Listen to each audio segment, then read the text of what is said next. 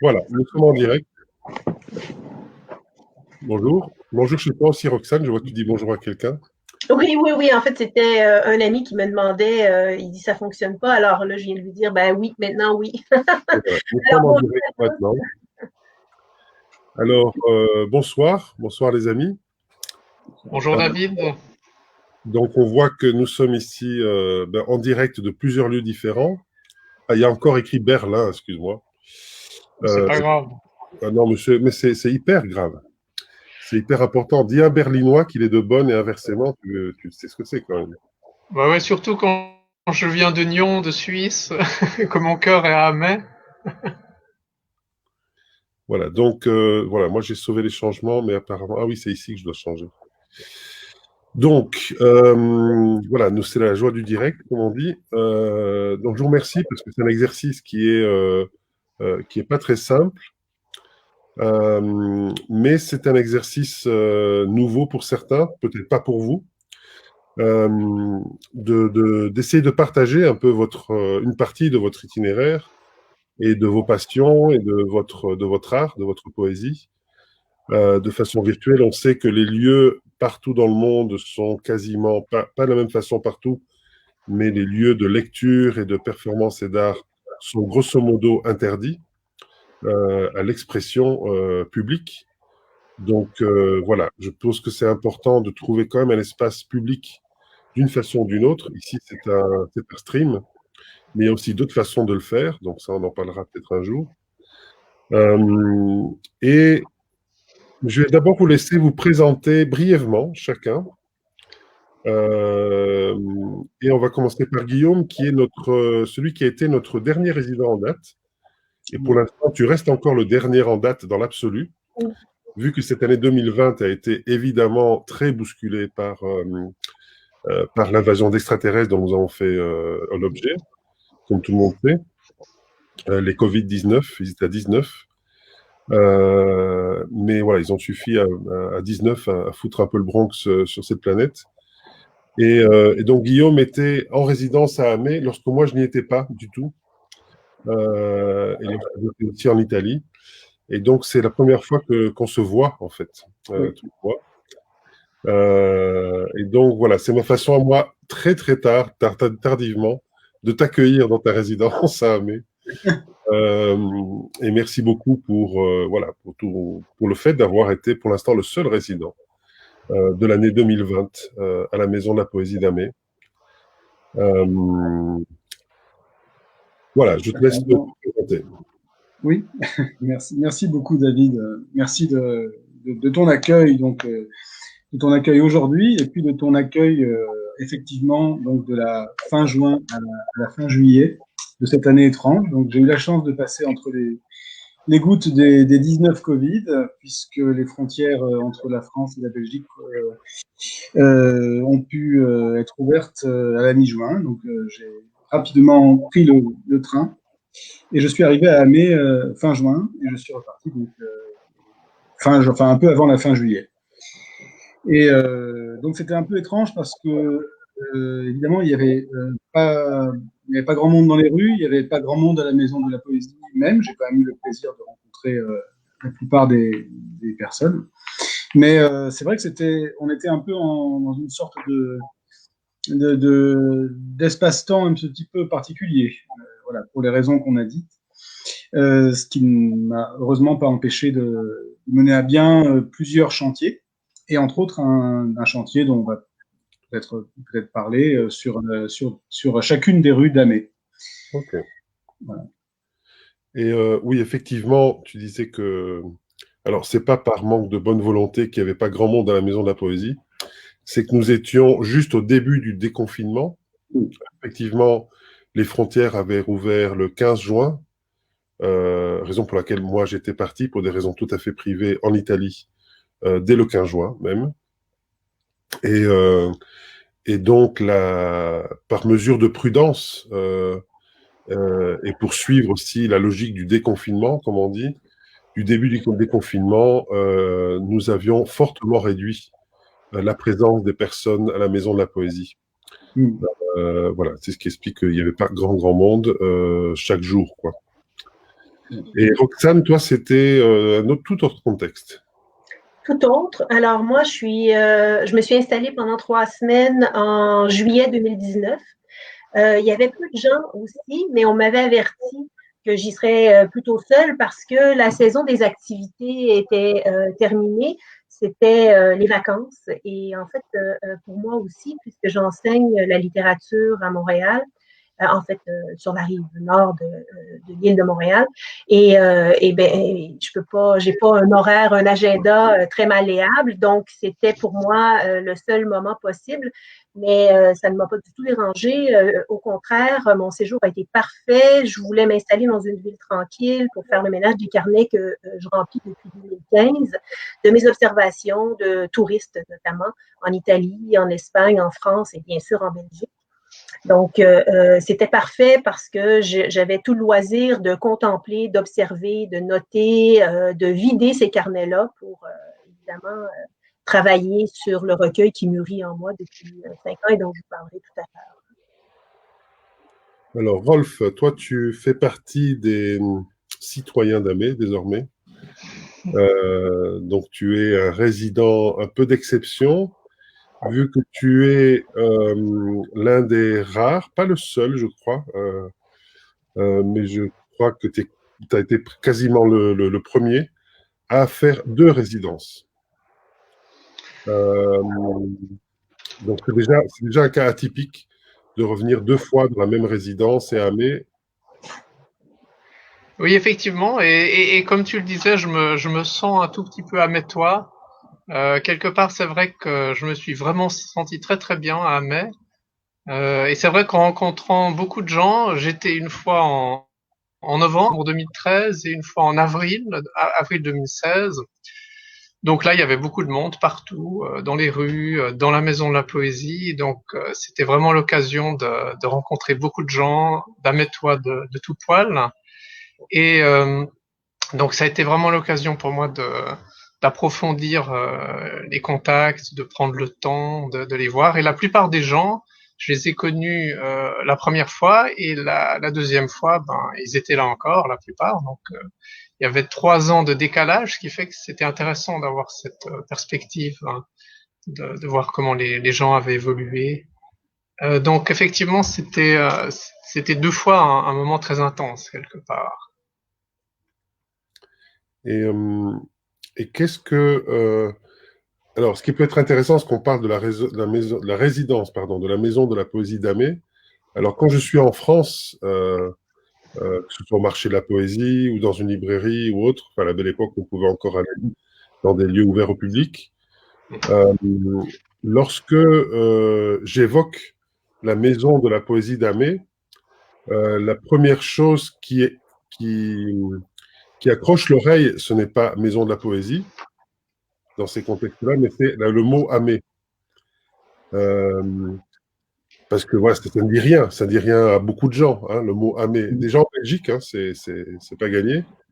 Comment est-ce que vous avez perçu, qu'est-ce que vous saviez avant d'arriver à Amé?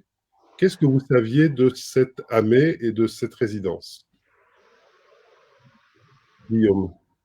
Alors, en ce qui me concerne, j'ai un ami qui était venu en résidence, Marc Blanchet, qui m'avait raconté plusieurs anecdotes, entre autres une histoire de petit chien qui avait failli se noyer dans une mare. Ça, c'est vraiment du détail. Et en fait, moi, ce qui m'intéressait justement, c'était de venir dans une ville justement méconnue et de la découvrir totalement. Donc c'est là où en fait, j'ai un peu saisi l'occasion puisque j'ai eu une bourse l'année dernière pour un livre qui traite de la Belgique que j'avais commencé d'écrire et c'est là où j'ai donc postulé pour venir à Amé, donc Amé étant en territoire belge et j'ai très vite eu le désir d'écrire sur cette ville que je ne connaissais pas. Donc c'est un peu paradoxal. Mais c'est l'attrait, je crois, justement, un peu l'attrait du mystère, quoi. Je ne saurais pas trop comment le dire autrement, c'est un peu étrange. Donc, du coup, c'est là où j'ai décidé de faire travailler mon imaginaire sur ce lieu que je ne connaissais pas. Bon, je connaissais quand même l'arbre à parole, j'étais quand même pas totalement dans un territoire inconnu, mais en revanche, en ce qui concerne la ville d'Amé, je n'y connaissais bien sûr rien. Donc c'est là où j'ai commencé, lors du précédent confinement, puisque cette année est riche en péripéties de ce genre, à écrire sur chacune des rues d'Amé, en m'interdisant de regarder à quoi elles pouvaient ressembler. Évidemment, je me suis trompé, c'est-à-dire que j'ai répertorié 160 rues à Amé, alors qu'il y en a beaucoup plus. Et c'est quand je suis arrivé à Amé et que j'ai enfin découvert cette ville que je me suis rendu compte que je m'étais complètement trompé et que Amé est une ville beaucoup plus grande que ce qu'on peut imaginer. Donc, justement, quand on part d'un lieu qu'on ne connaît pas et qu'on imagine un peu, c'est pas faire offense aux Amétois, mais enfin une ville un petit peu comme ça, sans grande particularité. Quand on se confronte au réel, c'est assez fascinant parce que c'est une assez grande ville finalement. Et quand on doit travailler l'écriture sur chacune de ces rues, Rolf connaît un peu la question, je crois, on se rend compte qu'on peut marcher des kilomètres et des kilomètres, se perdre et découvrir un univers quasiment sans limite, quoi. Même sûrement sans limite. Alors, je vois, il y a une petite intervention ici de Florence, dont le nom est à lire à l'envers, donc Florence Hélin, que vous avez pour la plupart, je pense, rencontré. Donc, même toi, Guillaume, je pense, tu as dû la rencontrer. Oui. Parce qu'elle habite l'appartement d'à côté de la résidence quand elle travaille à Amé, quand elle travaillait à Amé, parce qu'elle a fini son parcours à la Maison de la Poésie. Donc, salut Florence. Et qui a été souvent importante d'ailleurs dans la trajectoire des résidentes et des résidents. Toi, tu as connu Florence autrement aussi, Rolf, hein, la boutique Maelstrom, parce qu'à l'époque où tu étais résident, elle n'était pas encore là. À la première résidence, ouais. Mais à la seconde, enfin la deuxième, j'ai eu l'occasion de la croiser. Ok. Et toi, donc, qu'est-ce qui t'a amené à Amé, Rolf? Alors c'est un peu une histoire de famille parce que mes parents sont d'origine hollandaise, donc leur langue était le néerlandais, le hollandais, et ils ont immigré en Suisse. Et moi, ma langue maternelle, c'est le français. Donc, je me suis trouvé un peu entre ces deux langues malgré tout, parce que j'ai quand même entendu le néerlandais dans mon enfance, qu'on allait rendre visite à ma famille en Hollande. Et beaucoup plus tard, quand je suis venu habiter ici à Bonn en Allemagne, la Belgique et en particulier la Wallonie m'ont attiré parce que c'était un pays qui conciliait ces deux langues, le français et le flamand. Et le wallon étant une forme aussi de français, de francophonie, mais pas de France même, comme le suisse romand en Suisse est aussi un français qui n'est pas de France, j'étais assez attiré par l'idée d'approfondir ma connaissance de la Wallonie. J'y étais déjà passé quelques fois à Bruxelles et autres, mais je connaissais pas très bien le pays finalement. Et alors j'ai cherché simplement en ligne où je pourrais trouver une résidence où écrire, et je suis assez vite tombé sur la maison d'Amé. Et c'est en fait ce motif-là que j'ai appelé au nord de mon enfance, parce que au nord de mon enfance, il y a mes ancêtres, il y a ma famille qui vient de Hollande. Et mon enfance, je l'ai passée au sud de la Belgique. Donc quelque part, ce nord de l'enfance, c'était vraiment un endroit comme Amé, qui pour moi, à mes yeux, a quelque chose d'un petit peu flamand déjà par ces maisons en briques qu'on trouve pas du tout en Suisse. En Suisse, c'est essentiellement des maisons en pierre. Donc en arrivant en Wallonie, je me sens déjà un peu en Hollande, mais pourtant les gens parlent encore français. Donc il y a ces deux composantes qui m'ont beaucoup attiré et qui m'ont tout de suite beaucoup plu quand j'ai débarqué à Amé. Et toi, Roxane? Alors moi, en fait, c'est par Rolf que j'ai entendu parler de la Maison de la Poésie. Rolf que je ne connaissais pas. En fait, c'est la première fois qu'on se parle, comme ça, qu'on se voit. Oui. Mais on a travaillé sur un collectif ensemble pour le journal de Percy. Et c'est en fait quand le journal a été publié qu'on est entré en contact l'un avec l'autre. Et donc, par ami Facebook, j'ai vu passer Rolf à la maison d'Amé, à la maison de la poésie. Et puis, bon, ça m'a déjà assez intéressée. Je ne crois pas la première fois, la deuxième fois, donc au deuxième séjour. Et j'ai une amie belge aussi, une bruxelloise, artiste. Donc, j'ai été amenée à venir quelques fois en Belgique, mais jamais en Wallonie. Et bon, un peu aussi comme Rolf, la langue française qu'on partage de ce côté de la Belgique avec évidemment la langue du Québec m'intéressait beaucoup. Je voulais m'installer ailleurs, mais dans une langue qui m'était familière pour justement dépouiller toutes les impressions que certains pays d'Europe, de langue française ou pas, avaient imprégnées en moi. Donc, c'était un endroit parfait. Puis, bon, Rolf m'en avait dit grand bien. Donc, j'ai poussé un peu ma candidature pour pouvoir m'y installer. Ça a fonctionné et j'ai été très, très, très ravie de ce séjour. Parce qu'en plus, il y a énormément de poétesses québécoises et de poètes québécois qui sont passés par Amé. Oui, j'ai vu aussi. J'ai parlé avec quelques-unes d'entre eux que je côtoie à l'occasion et qui m'en avaient dit aussi beaucoup, beaucoup de bien. Voilà, cela tient d'une part aux relations historiques que l'Arbre-à-Parole a avec le Québec, mais aussi avec le fait que Pierre-Yves Soucy, qui est l'un des co-directeurs de la résidence, est québécois. Donc, tout simplement, il a son réseau québécois, la Québec Connection, tu vois. Et donc, il y a beaucoup d'auteurs de là-bas qu'on a pu héberger avec beaucoup de plaisir. Beaucoup de Français. Tu n'es pas le seul Suisse, tu le sais. Parce qu'il y avait... voilà.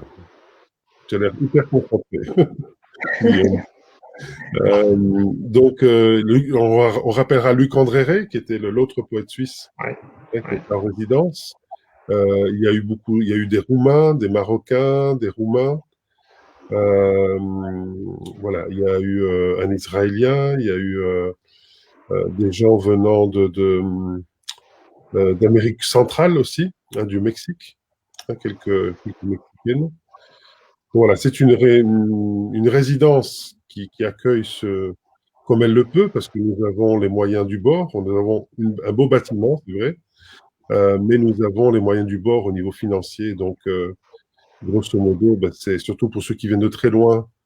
Heureusement que le Québec soutient les auteurs québécois pour pouvoir se déplacer. Est-ce que, par rapport à ce que vous cherchiez, qu'est-ce que vous avez trouvé en fait en y arrivant? Vous voyez, par rapport à vos attentes, qu'est-ce qui était complètement ou décevant, parce qu'il y a peut-être des choses qui étaient décevantes, ou bien qu'est-ce qui n'était pas attendu? Ah oui, on me souffle à l'oreille Colombie avec Santiago Londoño. Voilà. Merci Florence. Oui, Santiago, qui est notre résident, qui est resté le plus longtemps. Il est resté presque 2 mois et demi. Donc voilà, il y a un vrai itinéraire et parcours du combattant pour lui que d'arriver en Europe. Donc c'était important de pouvoir lui laisser le temps aussi de cela, de voyage. Donc voilà, ma question n'était pas très claire, mais par rapport à vos attentes ou vos espérances ou votre projet initial, qu'est-ce que vous avez trouvé en arrivant là sur place et à travers votre séjour? Je peux y aller. En fait, j'ai été comblée complètement. En fait, la seule chose que je regrette, c'est de ne pas avoir pu y passer plus de temps parce que je suis partie avec un travail qui était inachevé, mais qui était très, très, très prêt à arriver à sa fin, à sa finalité. Comblée parce que, évidemment, j'étais voisine de la collégiale, comme tout le monde qui ont été résidents le savent. On a la collégiale dans la fenêtre, juste à côté du bureau.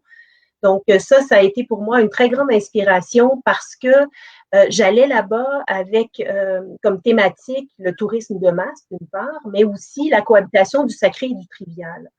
Et bien sûr, cette collégiale qui est éminemment sacrée, qui, bon, évidemment, cache des trésors aussi à l'intérieur, mais qui, à l'extérieur, est imposante, comme ça. Elle est entourée de petites habitations avec des locataires, des fois, qui, eux, sont davantage du côté trivial. Et franchement, là, c'était génial parce que j'ai même cru à un moment donné qu'on avait engagé des gens pour vivre et se disputer comme ça à côté de la collégiale pour nourrir mon inspiration parce que ça collait parfaitement sur ma Oui, tu as eu beaucoup de nuisances sonores. Hein. Ah non, mais moi, ça m'a ravi parce que c'est ça qui a alimenté et qui a été le filon de mon écriture. J'avais beaucoup de choses. J'avais des carnets de notes qui étaient partout ouverts. D'ailleurs, ça a été un peu lourd à transporter dans ma valise pour venir jusqu'à vous, jusqu'à Amé. Mais donc, ces carnets, je ne savais pas par quel bout les prendre, comment commencer. Et cette première journée avec les habitants qui se disputaient parce qu'ils se promenaient en mobilette et faisaient ronronner leur moteur pour vraiment agacer les voisins, c'était parfait. C'était juste parfait. Et tout à l'heure, si vous voulez, je lirai ce premier poème qui a ouvert l'inspiration. Ok. Alors, Rolf et Guillaume. Vas-y, Guillaume. Allez, je me lance. Ah, voilà Christine. Salut Christine. Salut Christine. Salut. Guillaume. Alors oui, je peux te demander de fermer ta fenêtre Facebook. Allez, je me lance. Ah, voilà Christine. Voilà. Salut Christine. On entend en double. Je peux te demander. Voilà, parce qu'on entend chez Christine. Donc, voilà. Voilà, Christine a peut-être des soucis de connexion, mais l'important c'est de fermer sa fenêtre Facebook, sinon on entend doublement. Ouais. Alors bonjour à ta compagne, hein, Rolf, qu'on vient de voir disparaître. Donc voilà, vous pouvez reprendre Guillaume et Rolf. Oui, alors oui, donc je me lance. C'est toujours un peu difficile de décrire le sentiment général quand on vit dans un lieu pendant 3-4 semaines comme ça. Moi, j'ai vraiment eu l'impression, c'est ce que j'ai dit à Florence, d'ailleurs, quand je suis parti, d'y être resté 2 ou 3 jours. C'est passé vraiment comme un rêve. C'est très étrange. Vraiment, j'ai jamais eu une sensation pareille. J'étais un peu comme dans un cocon dans cet appartement. Moi, ce que j'ai beaucoup aimé, c'est confinement oblige. J'étais encore plus isolé que j'aurais pu l'imaginer, ce qui, pour écrire, est quand même pas mal. Pas totalement isolé, puisque j'ai pu rencontrer, entre autres, Monsieur Matagne, qui gère justement la collégiale, enfin les visites de la collégiale. Donc la sensation paradoxale que j'ai éprouvée, c'est à la fois donc d'un séjour qui est passé très vite et qui en même temps a été d'une densité incroyable, puisque, comme je l'expliquais, je me suis lancé dans l'exploration de toutes les rues d'Amé. Et en fait, je me suis rendu compte que ma connaissance de ce qui se passait à Amé n'aurait jamais de fin. C'était une quête sans fin, puisque ce qui se passe dans les maisons, ce qui se passe chez chaque habitant est totalement... c'est une enquête impossible à mener. Et j'ai beaucoup aimé cette sensation d'infini, en fait. Ça, je ne l'avais pas du tout imaginé. Je pensais, comme on dit, arriver à épuiser le sujet en 3-4 semaines, et en fait, je me suis rendu compte que Amé est un sujet totalement inépuisable. Christine, bonsoir. Bonsoir. Vous m'entendez? Voilà. Ouais, tiens bon, le point levé, Christine. Oui. Bon, merci d'être là, parce que je sais que tu n'es pas en forme. Voilà. Donc, tu as suivi un petit peu. D'abord, merci d'être là, parce que je sais que tu es pas bien. Donc, merci de faire l'effort, mais on est là aussi pour te soutenir. Mais ça me fait plaisir de participer quand même avec vous. De faire un peu de poésie dans cette journée.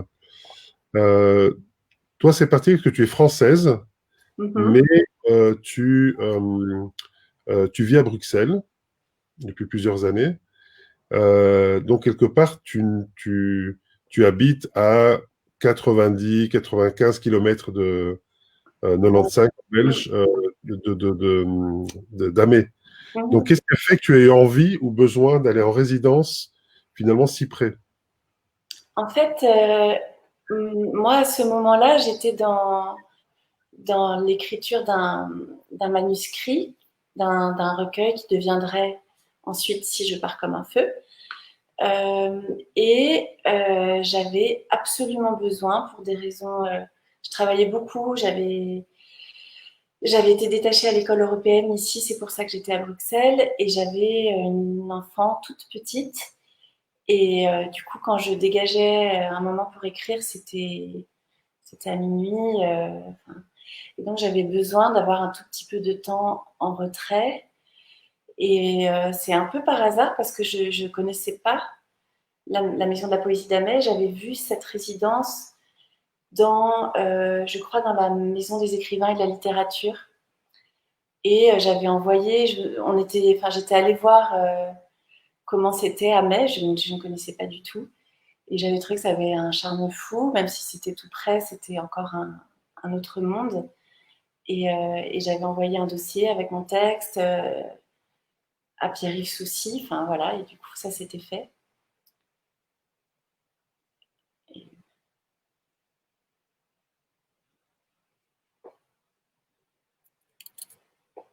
J'ai pas de son. Voilà, je dis aux autres qu'il faut remettre son micro et puis j'oublie à chaque fois de le faire. C'est pour ça que je n'enlève pas d'habitude, parce que je l'oublie. Mais donc, je me souviens très bien, parce que tu avais... On a en fait... on a chacun, nos deux couples, enfin, ton couple et le mien, ont une enfant, une fille qui n'est pas la même, mais donc qui a le même âge, qui sont devenues d'ailleurs un petit peu copines quand même, hein, pendant le festival et tout. Alba, qui est ta fille, et Joya, qui est notre fille. Et je me rappelle qu'à cette époque, elle était toute petite. Hein, donc, c'était, en tant que toute jeune maman, c'était pas évident non plus. Hein, pour non, toi, je me souviens que j'étais en plein déménagement et elle supportait absolument pas de pas me voir. Donc, de toute façon, ça a été. Mais néanmoins, ça a fait une sorte déjà de pas de côté. On n'est pas chez soi. Et dans un univers. Moi, j'étais en résidence à ce moment-là en juillet. Et du coup, j'ai un peu vu la vie de la Maison de la Poésie, mais après, elle a été fermée pour les vacances. Donc, j'ai été aussi dans une sorte d'écrin comme ça, retiré, très calme, dans cet appartement qui surplombe la collégiale. Et ça m'a permis d'entrer dans une sorte quand même de contemplation et qui a donné lieu à un texte que j'avais pas spécialement prévu d'écrire. Un texte qui a été inspiré vraiment de mon séjour à Amé, par mon séjour à Amé, et qui a donné ensuite un autre livre en surface qui a été publié chez Éléments de langage.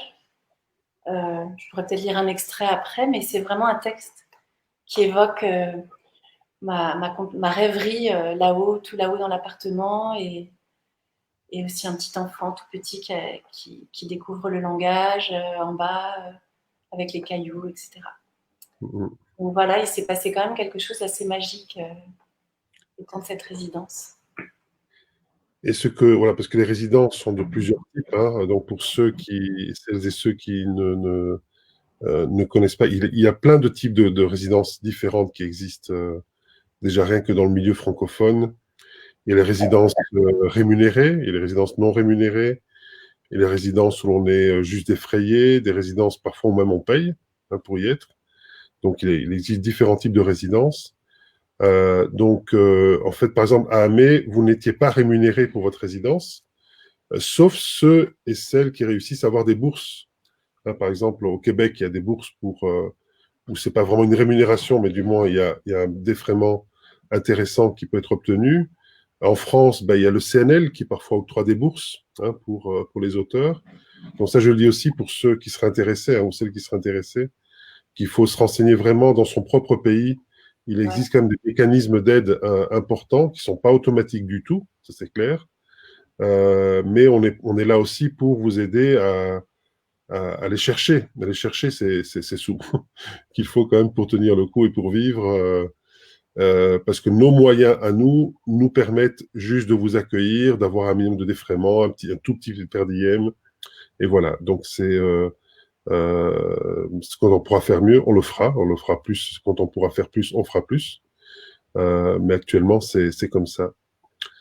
Et qu'est-ce que voilà, là maintenant on est, comme le remarquait Jean Azarel, qui à mon avis est une connaissance de Guillaume, le double mixte a démarré.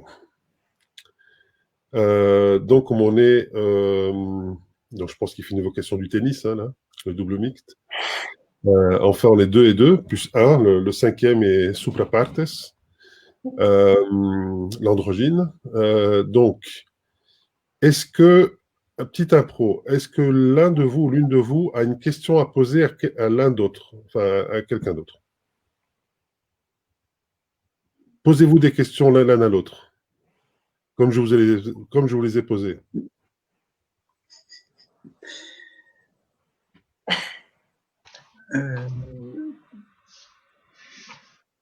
Moi, j'aurais bien une question, mais c'est un petit peu particulier pour les néophytes qui ne connaissent pas l'ouvrage de Rolf. En fait, Rolf a écrit, si je ne m'abuse, un livre à Amé qui s'intitule Amé rue Perreuse, je crois. Amé rue Perreuse, oui. Et donc un livre dont le titre est une des rues d'Amé. Et je voulais savoir pourquoi tu avais choisi cette rue et ce titre qui est très mystérieux. Alors c'est intéressant que tu poses la question parce que toi-même, tu l'as dit auparavant, tu t'es intéressé aux rues d'Amé avant même de venir et que tu as fait un répertoire de 160 rues. J'aurais jamais pensé qu'il y en avait autant. Et tu as même dit qu'il y en avait plus encore que 160. Alors, j'ai pas eu une démarche aussi systématique, mais effectivement, un peu comme Roxane me l'a dit lors de sa résidence, je suis un grand marcheur et chaque matin, de bonne heure, juste après avoir bu un café, je me mettais en marche avec mon petit calepin. Et puis, alors effectivement, on explore assez vite les environs de la Maison de la Poésie. Et puis, comme je viens de Suisse, probablement, j'ai toujours une tendance un peu ascensionnelle. Et si on part derrière la maison, à droite, assez vite en montant, il y a des escaliers. Ouais. Alors, je suis monté ces escaliers, qui sont très beaux d'ailleurs. D'où, en se retournant, on voit bien le centre d'Amé, la collégiale. Et quand on continue un peu à monter, on arrive dans une zone plus résidentielle, avec quelques villas. Vous avez dû y passer aussi. Et une des premières routes qui monte assez directement mène assez vite au-dessus d'un terrain de foot vers la rue Perreuse. Donc c'était en fait une des premières rues après ces escaliers qui m'a interpellé. Pourtant, ce qui est d'étonnant, c'est elle est assez anodine, il n'y a rien de spectaculaire dans cette rue, mais c'était mon premier matin, c'était le premier matin de ma première résidence, il faisait grand beau, bien que ce fût en novembre. Et puis ce soleil comme ça qui brillait, en plus en arrivant en hauteur comme ça, on sentait déjà l'élévation. Je me suis senti extrêmement heureux dans cette rue Perreuse, et c'est devenu une espèce de lieu essentiel de ma résidence. Et en plus, tu le dis toi-même, c'est un peu mystérieux. Ce nom m'a interpellé parce qu'en général, les noms, on peut leur associer quelque chose, bon, même si on le connaît pas. Alors que là, j'étais complètement perplexe. Je ne savais pas à quoi associer ce mot Perreuse. C'est comme si ce mot avait été inventé pour cette rue et que quelque part, il n'avait jamais existé auparavant. D'ailleurs, par la suite, j'ai fait beaucoup de recherches, je me suis renseigné à la commune, aux archives, et personne n'a pu me donner une explication claire du mot Perreuse. La seule hypothèse que j'ai, c'est que c'est peut-être une dérivation de pierreuse. hein, donc de la pierre. Mais c'est une hypothèse parce qu'aucun étymologiste, aucune archive n'a pu le confirmer de manière décisive. Ce qui quelque part m'a beaucoup plu parce que le mystère est un peu resté quelque part, hein. Et cette rue a joué un rôle parce qu'à partir de cette rue, j'ai continué à monter. Vous l'avez peut-être fait aussi. On peut monter pratiquement jusqu'au replat qui est tout en haut d'Amet. Je sais que Roxane l'a fait. Elle est aussi une grande marcheuse. Et effectivement, cette exploration qui était chez moi beaucoup plus intuitive m'a permis de développer la découverte des différentes rues d'Amet. Mais si j'en cite quelques-unes dans mon livre, je les ai jamais intégrées d'une manière explicite en disant que c'était ce lieu que je voulais présenter dans ma poésie, mais c'est plus par petites touches qui permettaient de donner une certaine ambiance. Et un autre aspect, il y a par exemple la rue Bure à l'eau. Il y a des noms de rues que je connaissais ni en France ni en Suisse, qui me semblent être typiquement wallonnes. Enfin, je le suppose, hein, j'ai pas toujours fait des recherches. Ou la rue Pirca, par exemple, qui est pas mal plus haut encore, elle est derrière le cimetière, dans les hauteurs. La rue Pirca, je n'avais jamais entendu ce nom auparavant. Bien que par la suite, j'ai appris que c'était aussi un des traités du Talmud, le Pirca. Je me suis demandé s'il y avait un lien. Et donc cette exploration, c'était une exploration très heureuse, mais qui n'était pas forcément systématique. Voilà en 2 mots pour répondre à ta question, Guillaume. Oui. Vous voyez, on a un témoignage ici de Julie Lombé et de Christ Étain. On parle du Talmud, mais là on a le Christ Étain, qui sont un couple d'auteurs et un duo d'auteurs qui va vous succéder en fait dans un peu plus d'une semaine pour une résidence d'une semaine. Ce seront les deuxième et troisième résidents de cette année. Et eux viennent de Liège, figurez-vous. Donc là, ils vont battre le record de Christine pour la distance entre le lieu de résidence propre et le lieu de résidence poète. Mais ça aussi, c'est intéressant, hein, parce que ce ne sont pas les premiers liégeois qui me demandent, d'ailleurs, tiens, mais est-ce qu'on peut postuler pour une résidence à Amet, vu qu'on habite tout près, hein, ça aussi, c'est une question intéressante. Hein, et je pense à Karel Logiste, par exemple, une fois, ou Serge Delève, qui sont de grands poètes liégeois, et qui m'avait dit, tiens, une fois, je me ferais bien une résidence à Amet. Parce que c'est une façon de s'extraire, sans doute, hein, du train-train quotidien. Et même quand on habite à Liège, qui est à 25 km de là, hein, c'est une ville. Donc Amet, c'est le gros village, qui est une ville hein, au niveau légal, mais qui est quand même un gros village, et à juste 25 km de Liège, et à une 35 km de Namur. Je situe cela pour les non-belges. Donc Namur est censé être la capitale de la Wallonie.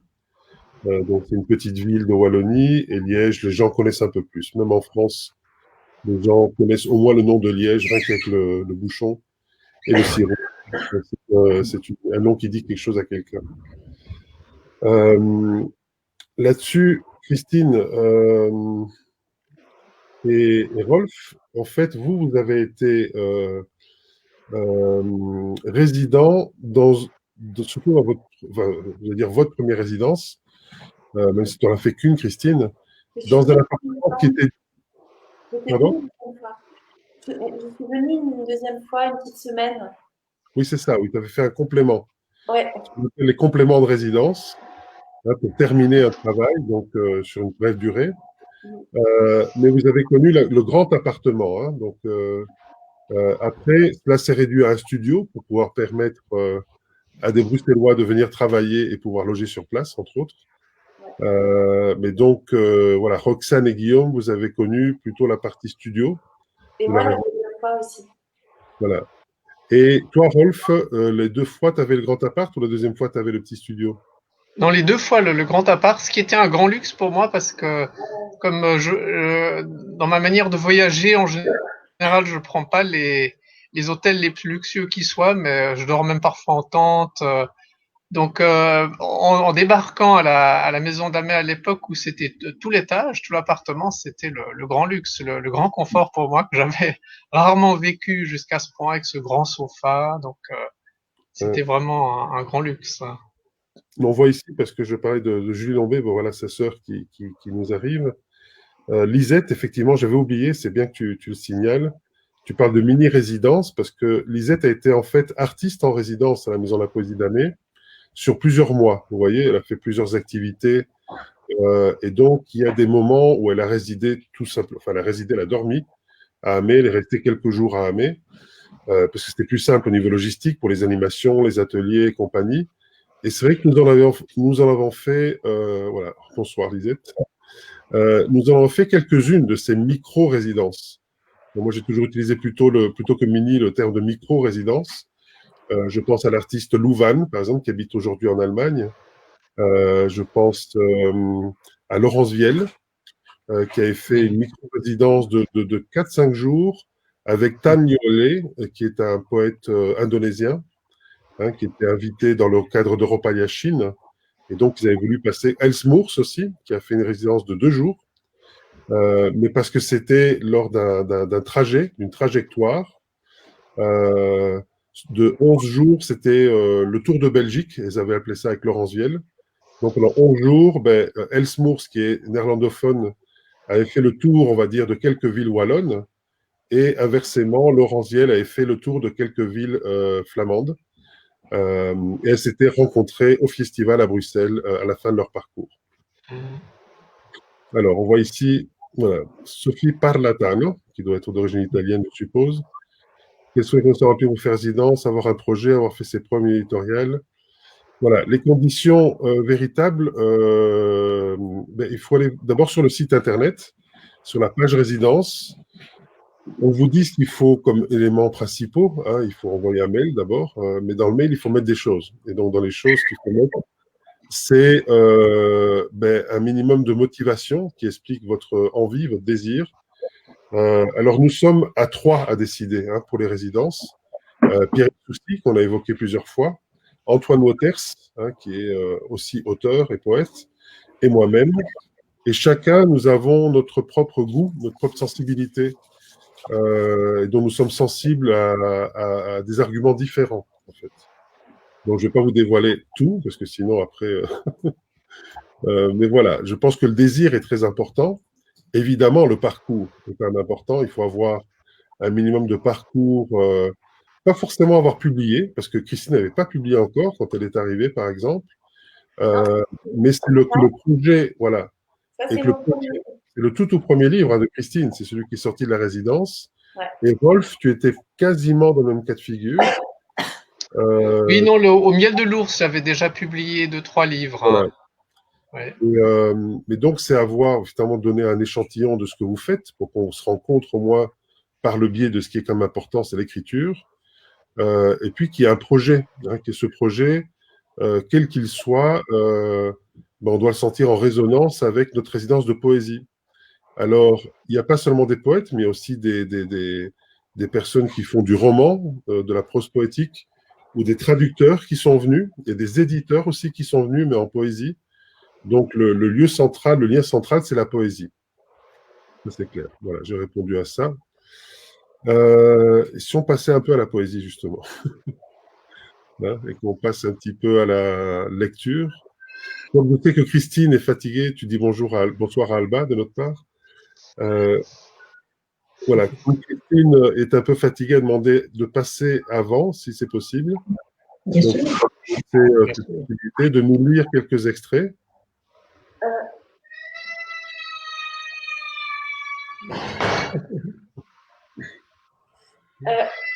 Donc, je peux lire soit des extraits de Si je pars comme un feu, soit de En surface que j'avais. Donc, Si je pars comme un feu, c'est ce premier livre dont j'avais envoyé le manuscrit pour la résidence et que j'avais pu travailler, terminer à Amé et que vous avez publié à l'Arbre à Parole. Et donc, En surface, c'est ce texte que j'ai écrit vraiment en rêverie, en contemplation depuis l'appartement sur la collégiale. Je vais peut-être lire le début de En surface.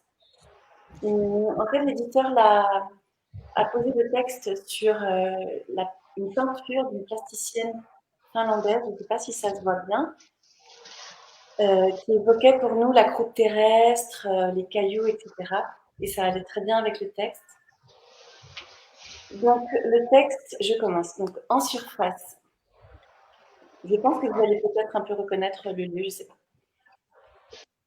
Des ailes ont volé dans le ciel, les pattes des oiseaux. Il est métamorphose. Tout est dit ce soir. Les mots débordent le chant. Du clocher vient la rumeur. Improbables oiseaux de mer et jappement des chiens. Qui vivent. Chaque fois la pente abrupte vers l'abîme et peut-être flottaison périlleuse au gré des courants d'images revenues. Se raccroche au clocher, imposant. Ancré, lui, tournicoté par les vents. Retour en surface. La lune médite un horizon. Et puis l'orage, déchiré par la torpeur des ciels nocturnes, qui gronde encore, et pourquoi dire.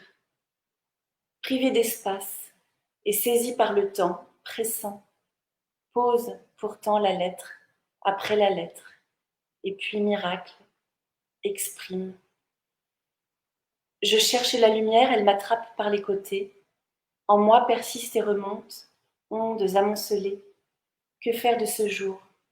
Paillettes au carreau, poussée vive sous le menton, me retient, droite. Voilà, je passe et peu à peu apparaît un tout petit enfant qui joue en bas. Et c'est seul, l'enfant, là, rayonne. Son jeu infiltre tout. J'ai vu bouger les dalles du parvis. Non, mais les marches résonnent de ses cris savoureux, indociles. Et pourquoi ça? Dire que rien est tout, on ne sait pas, que d'un bout du pied je renverse les cailloux. Quel caillou je garde, on ne me dit pas pourquoi. Celui-là, sa forme est imparfaite. Il pointe au-dessous en équilibre précaire, ce que j'aime. Je veux le garder pour toujours dans ma poche trouée, peut-être, et même, je l'aime déjà tellement. Voilà, etc. Enfin, évidemment, c'est une façon de retranscrire les paroles d'un enfant qui ne parlait pas du tout de façon aussi élaborée. Voilà, c'est un extrait de En surface que j'ai vraiment élaboré dans l'appartement d'Amel. Et c'est l'occasion, parce que c'est vrai que parfois, parce qu'on se croise quand même assez souvent, malgré tout, à Bruxelles. Bon, pas assez souvent comme on aimerait sans doute, mais par rapport aux autres, c'est sûrement qu'on se croise beaucoup plus qu'avec les autres. Et je voulais te dire combien j'aime beaucoup, beaucoup ta poésie. J'ai rarement eu l'occasion de te le dire comme ça. Parce que voilà, on est tellement pris par, surtout quand il y a les événements, le festival, je suis pris par par tellement d'intendances qu'on oublie à dire les choses essentielles. Donc je profite maintenant, comme par exemple ton intervention au festival, j'ai beaucoup beaucoup aimé. J'ai pu contempler cela depuis la scène en étant derrière mon petit écran. Donc voilà, je pense qu'il y a une voix singulière et je suis très heureux que quelque part la résidence à Amé ait pu être un peu l'Atanor, tu vois, le fourneau de cette naissance à l'écriture. Oui, la résidence et le fait que vous ayez été des interlocuteurs. Enfin, je manquais quand même de confiance et j'ai vraiment senti qu'on me faisait confiance et c'est vrai que je vous suis très reconnaissante parce que voilà, c'était mon premier livre et c'est ce qui a lancé le fait d'oser écrire la suite et que le livre se fasse aussi. Donc, je garde une grande gratitude voilà, pour toute l'équipe d'Amel et de Maelstrom. Et est-ce que on pourrait passer par exemple à Guillaume de nous lire quelques extraits? Je sais, Guillaume, que voilà, je vais juste partager des petites fenêtres voilà, de ton blog. Tu dois mettre ton micro, hein, tu dois remettre ton micro. Voilà. En fait, donc sur ce blog, qu'est-ce que tu peux nous expliquer un peu ce que tu fais ou ce que tu es en train de faire sur ce blog? Oui, alors là, ce blog, il me sert un petit peu de lieu expérimental, c'est-à-dire que j'y place les textes que je considère tenir la route et ça me permet de les relire d'une autre manière que sur mes manuscrits, et éventuellement d'échanger avec des personnes qui les lisent, qui font des retours. Et donc, ça tient aussi un petit peu lieu de journal, bien, d'une certaine manière. Donc là, on voit défiler les poèmes que j'ai mis récemment en ligne, qui ont été écrits à Amé, justement. Enfin, justement, ils sont en regard. Il y a les petits poèmes du début, par exemple là, on voit un petit poème qui a été écrit avant d'aller à Amé, et le texte suivant a été écrit à Amé. Donc, ils sont en regard. Mais sur mon blog, il n'y a pas que des poèmes liés à ma résidence. Il y a aussi toutes sortes d'autres travaux en cours. Et puis, si on remonte loin dans le temps, bien sûr, des extraits de livres qui ont été publiés depuis. Mais je suis très content de ce que j'ai fait là avec les textes sur Amé, puisque je les accompagne de photos. Et ça fait partie aussi un petit peu du processus créatif, même si je ne suis pas un très bon photographe. J'ai la prétention d'espérer qu'ils apportent un petit quelque chose, une petite dose d'étrangeté supplémentaire. Voilà. Éventuellement, peut-être, puisqu'on parle de lecture, je pourrais peut-être lire peut-être les deux poèmes que tu as montrés. Donc le premier s'intitule Quai du Halage. Il est en 3 parties. Le Quai du Halage est un bord de la Meuse qui passe à Amé, bien sûr. Quai du Halage, tout vient du monde au bout de la ville, nourrie comme une vieille enfant disparue, encore présente. Le quai est désert, on attend autre chose. L'ennui et l'espoir ne font cependant qu'un petit quai du Halage. Au bord de la Meuse Mékong, la pluie tiède, les nuages dans les collines, et le chemin, ruine d'un empire perdu. Une péniche passe, petite tempête et ronronnement. D'ailleurs, le vieux chat qui trotte vers l'eau et me toise un instant comme si j'étais le diable sur terre, l'incongru familier par excellence, se demande pourquoi je ne lui préfère pas le voisinage des tigres et la jungle, plutôt que ces touffes de feuilles jaunes au gré des canettes vides. Mais je suis heureux où je suis, puisque j'y suis toujours ailleurs. Le chat ne comprend sans doute pas cela, les tigres non plus, mais le fleuve ne regarde personne et nage sans un mot. La péniche qui passe se tire bien mieux que moi, et bien plus vite, de ce paysage qui écrase par en dessous. Non qu'il soit dur à vivre, au contraire, c'est beaucoup de ce qui vient avant lui et de ce qui vient après lui qui pèse et monte à la tête. La péniche n'a pas besoin de haleur. Elle a un cœur d'acier qui chante plus qu'il ne bat. Sur ces pavés mouillés qui donnent à voir le ciel, chaque pas se dévie un peu et je respire en soupirant. Un autre jour, tout sera peut-être différent. Ça, la péniche ne connaît pas. Et si j'ai encore un petit peu de temps, je vais lire un duo de poèmes qui traite de la chaussée Roosevelt. Donc la chaussée Roosevelt, c'est une grande artère d'Amé. Donc le tout petit poème du début a été écrit sans que je connaisse la chaussée Roosevelt. Et le suivant, vous verrez qu'il est documenté. Chaussée Roosevelt.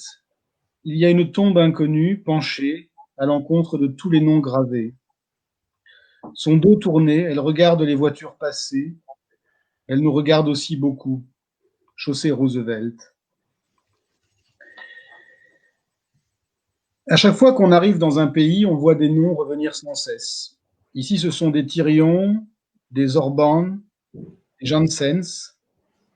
Très vite, on se perd entre les tombes et les chaussées, entre les morts et les vivants.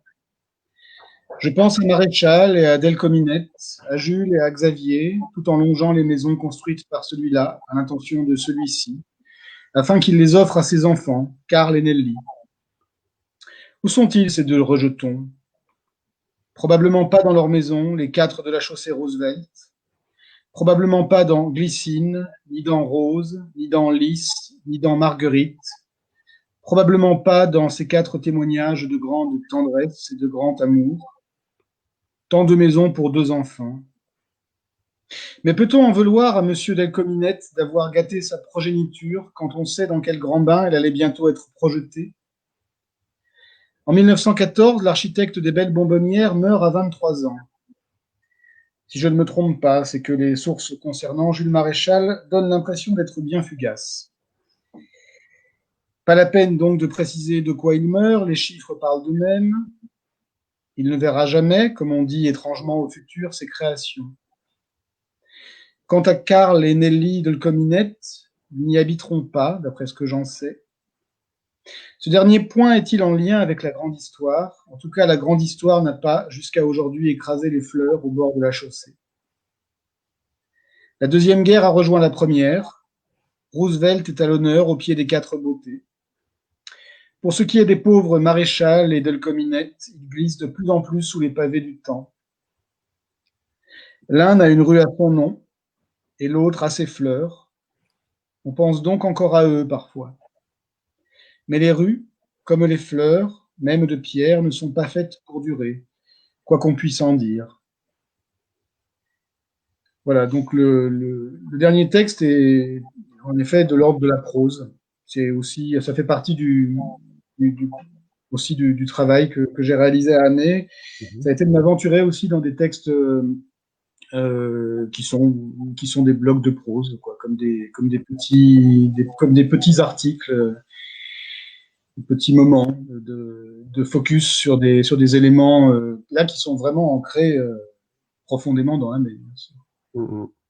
Et mais c'est bien aussi que tu aies lu cet extrait-là parce que ça permet d'insister sur le fait que les poésies d'aujourd'hui ont des visages tellement différents, hein, du haïku à la prose poétique fleuve, au poème très narratif, au poème très conceptuel, au poème lyrique, au poème dit performatif ou même au-delà, hein, sur la poésie qui verse de plus en plus vers sa dimension orale et déclamatoire. Toutes ces poésies sont les bienvenues, en fait, dans notre écrin. Et c'est important à souligner.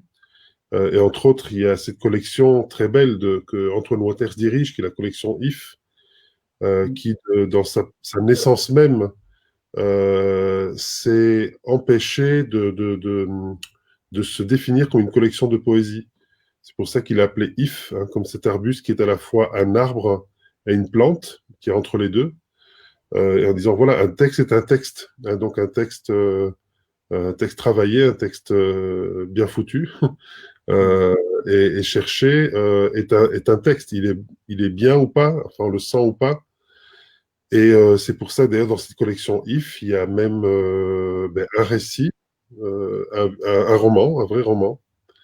Il y a même un deuxième court roman, celui de Lisette Lombé, Vénus Poetica.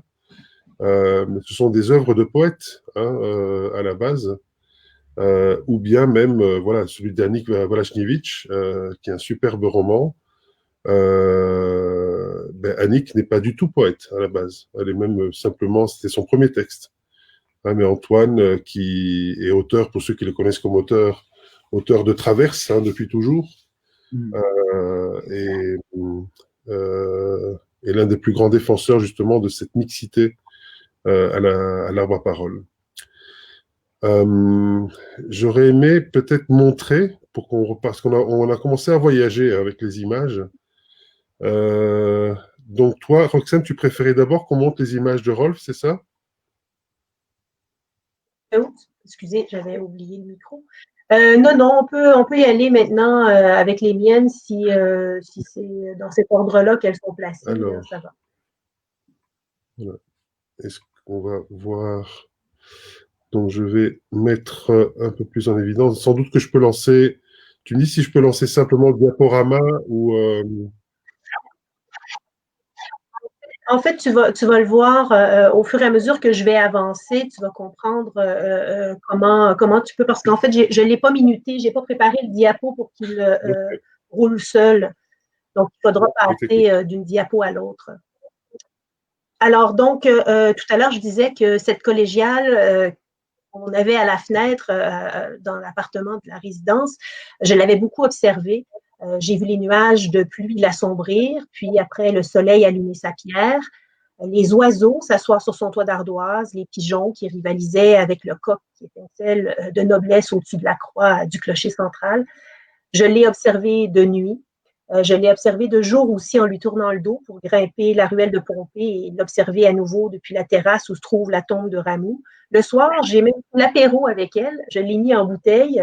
Peut-être qu'on peut revenir, oui, c'est ça. On va rester sur celui-là si tu le veux bien, parce qu'en fait, je vais vous lire le premier poème, celui qui a parti le bal, qui a déroulé le fil de mon inspiration, celle que je cherchais quand justement je me suis installée à Abbé, et qui porte sur la grande thématique du trivial et du sacré qui cohabitent. Je l'ai dit que les nouveaux locataires de la rue Gaston-Grégoire, tout en bas, embêtaient le quartier. Alors, je les ai bien écoutés. J'ai mis en bouteille la collégiale, mais aussi pour retenir les bruits qui roulaient autour d'elle. Et j'ai écrit ce poème qui s'intitule « Derrière le décor ». Aimé, place des cloîtres. La patience des pierres rejette en écho le bruit des moustiques des mobylettes. Un jeune, 2 jeunes, 3 jeunes, désœuvrés, tournent en rond autour de la collégiale qui sonne 18 heures. Ils chevauchent une mouche-billette à tour de rôle, se nourrissent de l'irritation des voisins. « Vous avez fini, oui? Vous m'avez encore réveillé la petite. Vous n'avez pas autre chose à faire qu'embêter les gens? » Ils vrombissent de plaisir et repartent, piaffant sur leur monture de petits caïds, et tournent en rond autour de la collégiale qui sonne 19 heures. Leur territoire, une rue, quelques maisons de voisins agacés. Ça crie d'impatience, ça pétarade le torse bombé, les mots ne volent pas haut, se fracassent sur l'indifférence des pierres. Et ils tournent en rond autour de la collégiale qui sonne 20 heures. Les voisins, désespérés, ferment fenêtres et volets. La rue se mure. Alors, ils rangent leur mobilette sur le trottoir et disparaissent, bien étourdis, avalés par les portes du quotidien. Les cloches de la collégiale sonnent 21 heures, au-dessus de la place, maintenant silencieuse. Alors, c'est le premier poème que j'ai cueilli, en fait, à la fenêtre. Et après, évidemment, je ne suis pas restée tout le temps dans l'appartement, je me suis déplacée. Et d'ailleurs, grâce à Louis Waters, qui m'avait gentiment prêté sa bicyclette, j'ai longé la Meuse, je l'ai traversée, notamment pour aller à Ombray, de l'autre côté, voir les ruines de l'église Notre-Dame-d'Amé qu'on peut observer ici, dont les plantes, folles herbes, chiens-dents, broussailles, on dit fardoche chez nous, je ne sais pas si vous connaissez ce mot-là, avaient repris possession des lieux, comme cet envahissant Boudleia qui rivalisait avec les vitraux de la nef. On peut rester sur celle-là. Dans les faits, j'ai voulu me rendre là-bas parce qu'on m'avait dit qu'on prévoyait faire surgir des ruines de cette église Notre-Dame-d'Amé, d'architecture néo-gothique qui datait de 1872, donc des condos au volume plutôt contemporain. Alors, encore une fois, pour moi, le sacré et le trivial se superposaient justement par cette église au milieu de la végétation. Et là, j'ai osé. Donc, j'ai osé franchir l'interdit et par la rue des Larrons à 5h30 du matin, accompagnée d'une amie belge, parce que j'avais un peu, j'étais pas si brave que ça. J'ai osé explorer les ruines du prieuré, qui a été acheté aussi par un entrepreneur depuis quelques années, les ruines qui n'en finissent pas de tomber en ruine parce qu'il ne s'y passe rien. C'est donc les jeunes qui viennent y faire un peu de ravage. Alors, peut-être qu'on peut montrer les quelques images qui viennent de ce petit matin assez frisquet quand même, pendant lequel j'ai observé, mais je ne suis pas allée si loin, hein, je suis restée au premier étage parce qu'on y entendait des bruits qui n'étaient pas très rassurants. Donc, encore une fois, je suis allée chercher cette cohabitation du trivial et du sacré et cette image qui dit Carmel de la réparation qui tombe en ruine. C'était encore une fois l'incarnation de ce que j'espérais. Alors, deuxième poème. Il suffit d'un geste pour dessiner la faille, d'un hochement pour confirmer la béance, le pied avant la tête pour briser le silence. Le prieuré abandonné, côté rue, à double tour, garde pour lui la détresse du vide. Il suffit de passer côté parc pour mesurer la marge, d'enjamber le mur, les tessons sur le sol, les meubles renversés, les rideaux lacérés, les fenêtres ouvertes, les éclats de verre, la trace du caillou dans le vitrail, le poing, le pied sur le bord du gouffre. Pendant que les orties bloquent l'accès à la cour du cloître, le lierre enveloppe la croix, grimpe le mur jusqu'au comble. Alors voilà ce que j'ai entre autres cueilli à Amé.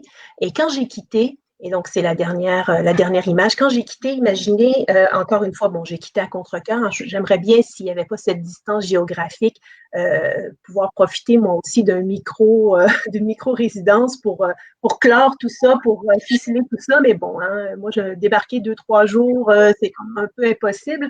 Bref, quand j'ai quitté Amé à contre-cœur, je suis entrée dans un wagon qui avait été tagué de l'extérieur. Je ne sais pas si on dit tagué chez vous, mais en fait, avec des graffitis qui débordaient sur la vitre. Alors, ça m'a offert cette magnifique toile impressionniste du train qui traverse les champs de blé avec un ciel Magritte, mais avec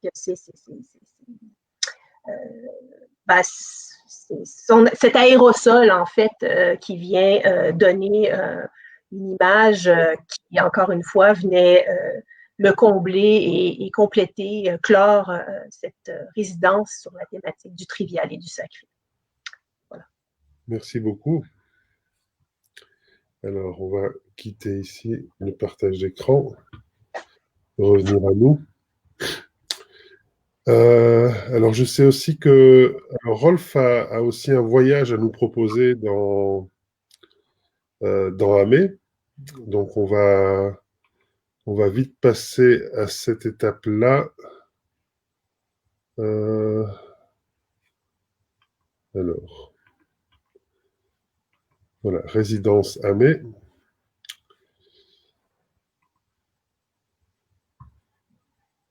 Alors, Rolf, je te propose de commenter ici Oui, je voulais juste te dire que j'ai beaucoup apprécié aussi les images et les textes de Christine, bien sûr, que je connaissais déjà, de Guillaume, que j'ai découvert, et de Roxane aussi, avec le Carmel de la Réparation qui en dit tellement. Et j'ai aussi vu cette église, j'aurais dû intégrer des photos aussi, je l'ai pas fait, cette église d'Ombray. Et à l'époque où je l'ai vue en 2013, elle tenait encore pratiquement debout. Il manquait déjà le toit, mais elle était en bien meilleur état que ce que j'ai vu sur les photos de Roxane. C'est intéressant de voir l'évolution. Oui, alors pour le document, David, tu peux simplement défiler à la suite. Alors la première résidence, c'était en novembre, mais là vous voyez c'était un des premiers jours. C'est justement pris depuis le fameux escalier qui monte et qui mène par la suite à la rue Perreuse. Et la maison de gauche, c'est la maison de la résidence. Donc on voit les 3 fenêtres de la résidence, mais qui ne sont plus maintenant celles du studio. Mais à l'époque, c'était encore la chambre à coucher et le salon. Et là, tu peux continuer, David. Malgré ce grand soleil, il y a eu évidemment aussi des moments de pluie. Donc novembre, c'était une ambiance caricaturalement belge, avec beaucoup de pluie, beaucoup de bruine. Mais là encore, quelques images en plein soleil. Et c'était justement ce premier matin, je débarque sur la rue Perreuse. Et la troisième photo qu'on voit déjà apparaître, c'était vraiment ce lieu anodin quelque part, sans rien de particulier a priori, aucun chef-d'œuvre architectural, rien. Et pourtant une ambiance très particulière qui m'est restée tout au long du séjour. Je trouve qu'il y a dans ces petites villes de Wallonne, et Amé en fait partie, c'est le cas aussi de certaines villes flamandes, un petit côté nord-américain. Oui. Hein. Voilà, c'est assez flagrant ici, par exemple, mais la chaussée Roosevelt aussi, par exemple, est un bon exemple. Ouais, Ouais. absolument. Ouais, ouais, il y a quelque chose d'américain, quelque chose de hollandais. C'est assez étonnant comme ambiance, effectivement. Là, on est dans la chambre qui était à l'époque la chambre d'écriture. C'est là que j'ai écrit sur papier. Il y avait avec tous mes cahiers. Donc là, la fenêtre qui est derrière moi, c'est celle qui donne sur la collégiale, justement, qu'on voit sur la photo suivante, qu'on a déjà vue sur les photos de Roxane, justement. Et ça, c'était un des derniers jours, en fait, où, vous voyez, il pleuvait, mais malgré tout, un double arc-en-ciel au-dessus de la collégiale. Et je me suis demandé si l'arc-en-ciel de gauche, le plus intense, tombait à peu près à la hauteur de la châsse de Sainte-Aude, qui est donc la patronne d'Amet, dont les reliques se trouvent justement dans la collégiale, que Guillaume a évoqué aussi, il a évoqué Jean-Louis Matagne, qui m'a aussi permis de voir la chasse, de voir cette sainte en quelque sorte. Et je sais que Roxane est aussi passée dans la réserve naturelle. Je pense que Guillaume a dû y passer aussi, qui est en chemin vers la Meuse. Et si vous regardez bien sur la photo, au fond, on voit le clocher, le double clocher de la collégiale. Donc là, j'ai passé beaucoup de temps aussi, comme je suis un invétéré de la nature et inspiré aussi par la démarche de Kenneth White, où la nature et la marche jouent un rôle essentiel. Ce pavé qui s'use et entre lesquels les plantes poussent m'a aussi beaucoup inspiré. J'ai eu comme un rapport à la fois au pavé et plus tard à la brique. Et là, j'ai déjà cité un tout petit extrait d'un texte avec ces habitants qui ne dorment pas, ne parlent pas et ne parlent pas non plus à l'usure du pavé. Donc une présence de pierre qui en novembre, là, elle était sèche, mais souvent c'était humide. Et dans la photo suivante, c'est là que j'ai rencontré en fait des amétois qui n'étaient plus, qui étaient des amétois défunts, mais qui ont fait une grande partie de la vie d'Amet à l'époque. C'était les briquetiers d'Amet, qui travaillaient vraiment pieds nus, mains nues, dans la boue, et qui ont fabriqué des générations de briques. Et ils m'ont beaucoup interpellé, ces briquetiers, parce que beaucoup de maisons, la plupart des maisons peut-être, même à Metz, sont faites de briques. Et j'ai aussi eu comme un rapport aux briques quelque part, mais dans leur perspective humaine. Et j'ai remis le poème. Alors je vais le lire, même si vous pouvez le lire aussi. C'est un poème qui allie justement à la fois le, le corps humain et la brique.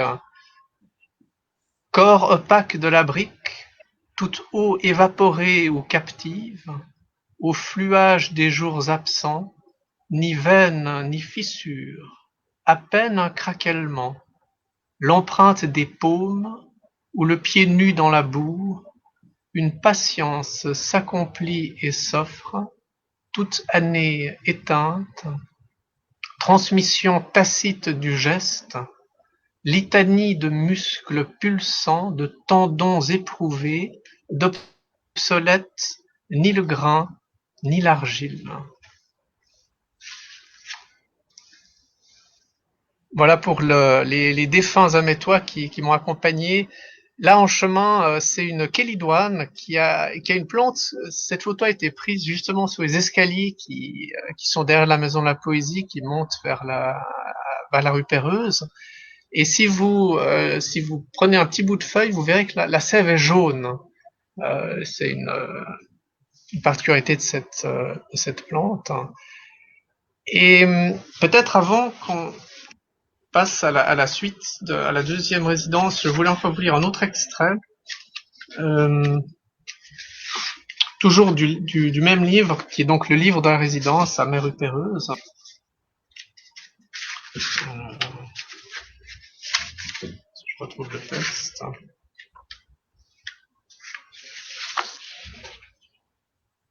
Toujours dans la première résidence.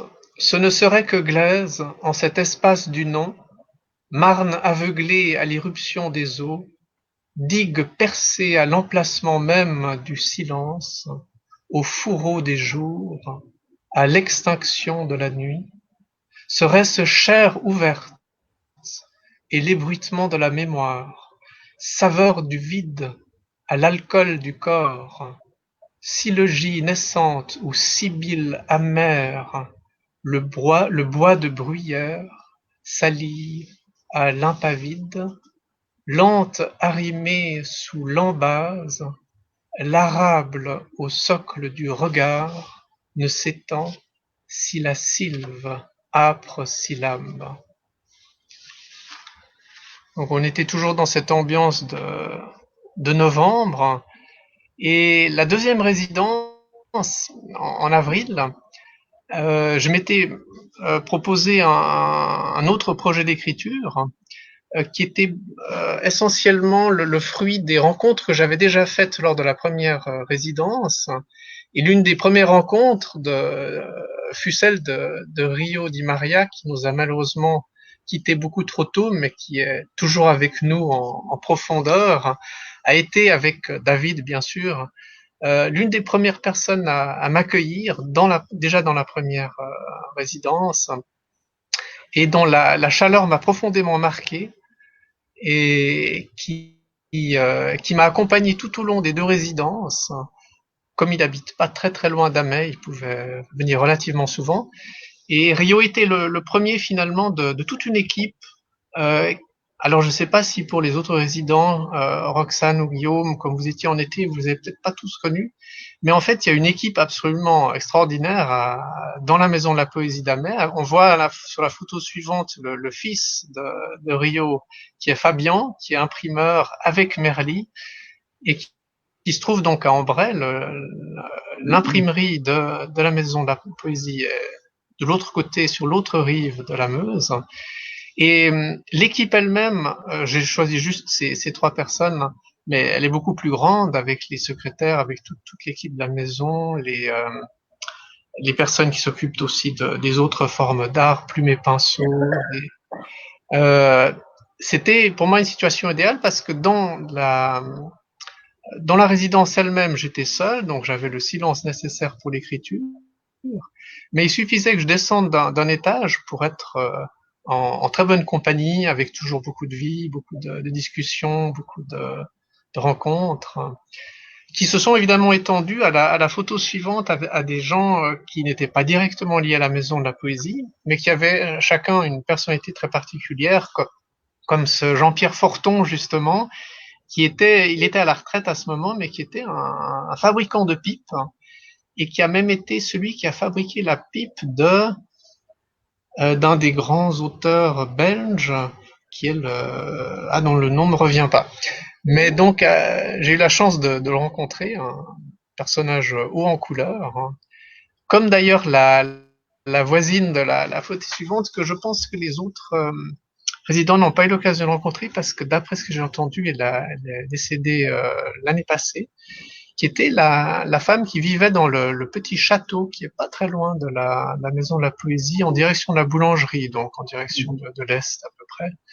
On voit Monsieur Melon, qui est aussi un personnage haut en couleur, qui est apiculteur, et qui m'a évidemment fourni en miel d'Amay, un autre visage très fort. Et on tombe là sur, David nous montre l'image de Sainte-Aude, la patronne d'Amay. Il y a une photo que j'ai faite du couvercle du sarcophage qu'on trouve dans la collégiale, qui est même exposé dans le sous-sol, mais qu'on peut voir à travers une vitre dans le sol. Et alors là, il y a encore quelques images pour voir quelques personnes que j'ai eu l'occasion de rencontrer, qui faisaient soit partie de l'équipe de la Maison de la Poésie, soit des gens comme par exemple les restaurateurs, mais je sais que malheureusement, je crois qu'ils sont partis depuis, qui étaient dans un bistrot près de la gare des Kurdes, près de la gare. Voilà, donc ça c'est ce que j'ai vécu dans la deuxième résidence, et les textes sont en grande partie écrits, mais j'ai pas encore l'occasion de les terminer, parce que juste après Amay, je suis parti en Israël. J'ai À, pensé à Maigret pensais à Est-ce que c'est pas Simenon. Simenon? Ouais. Comment? J'ai pas entendu. Il a fait la pipe Simenon, c'était de Georges Simenon. la pipe. Ah oui, oui, Georges Simenon, voilà, Georges Simenon, tout à fait. Ouais, c'est lui, ouais. Exactement, ouais. D'ailleurs, puisqu'on y est, Jean-Pierre Forton m'a offert une pipe qu'il a faite lui-même en bois de bruyère. Je lui ai dit que j'étais pas fumeur, j'ai pas commencé à fumer. D'ailleurs, il m'a dit non, non, ne commencez pas. Mais elle m'accompagne depuis sur mon bureau de travail. Elle est ici. La pipe de Jean Forton, Jean-Pierre Forton. Ouais. Donc effectivement, après la résidence, la deuxième résidence d'Amé, je suis parti en Israël, à Jérusalem, et là, on enchaîne sur Malmström parce que c'était une nouvelle aventure qui fait que comme David est à la fois l'éditeur à l'Arbre à Parole, donc la Maison de la Poésie, mais éditeur aussi à Malmström à Bruxelles, ça a mené vers l'aventure du sel de Nouven qui était finalement l'une des suites de la résidence que j'ai faite à Amé. Ouais. Et justement, je vais chercher la page pour montrer. Donc, comme ça, on va montrer le livre. Voilà, ça, c'est Sel de Nouven. Ouais. Des extraits. Un très très beau livre en fait de voyage. Voilà, avec l'une des pages qui nous a demandé le plus de travail, hein, Rolf. Ouais. Ouais. D'ailleurs, je me souviens, David, que le manuscrit, je l'ai donné en main propre à Amé. Ouais. Ouais. Et avec La première version. Marcello qui a travaillé avec toi d'arrache-pied Ah oui. sur ce livre. Et donc, la centrale dans tout ça. La centrale dans tout ça. Ah, centrale. La centrale. Alors, j'ai deux magnifiques photos, mais que j'ai pas choisies, mais Florence, ça te plairait. Alors, la centrale, on la voit depuis la Gravière, mais on la voit aussi en bord de Meuse avec deux immenses, comment on appelle ces fleurs, ça m'échappe tout à coup. D'immenses fleurs avec des hampes florales très, très hautes qui rappelaient les tours de la centrale. Effectivement, il y a quand même une centrale nucléaire, donc tout près d'Amé. Parce que voilà, c'est quand même un bled un peu perdu, Amé. Hein, donc, même s'il y a une très belle collégiale, le fait qu'il y ait une maison de la poésie a toujours été une énigme pour beaucoup de gens. Marcello qui nous regarde. Ciao, Marcello. Voilà, on venait de l'évoquer. Il y avait aussi voilà, il y a des personnages politiques importants qui du passé et du présent à Amé, donc parfois on se demande tiens mais qu'est-ce qui se passe dans cette ville. Alors certains feraient un lien avec la centrale, on ne sait pas. Donc c'est à poursuivre. Peut-être qu'un jour quelqu'un fera une enquête poétique sur les effets de la centrale sur la poésie ou les effets poétiques. Je ne les ai pas lus, mais j'ai quelques poèmes qui tournent autour de la centrale. La poésie nous préserve pour l'instant de problèmes avec la centrale nucléaire, qui sait. Et effectivement, c'est un lieu de passage, donc c'est une halte fluviale aussi, hein, qui est toujours en fonction. Je vais peut-être proposer, vu qu'on a passé un bon moment là, un long moment avec Roxane et Rolf, peut-être à Christine puis Guillaume de clôturer. Christine, veux-tu bien nous lire encore un texte et Oui. Guillaume, ce serait bien. Est-ce que je peux lire alors peut-être un extrait de Si je pars comme un feu, même si ça n'évoque pas Amé, mais ça a été retravaillé, mis en forme, etc. Alors, ça doit être soumis au vote démocratique. Alors, vous êtes d'accord que Christine lise un extrait de Si je pars comme un feu? On y tient. Voilà, donc c'est OK. Voilà, donc à l'arbre à parole. J'arrive tout de suite. C'est juste que je... Voilà.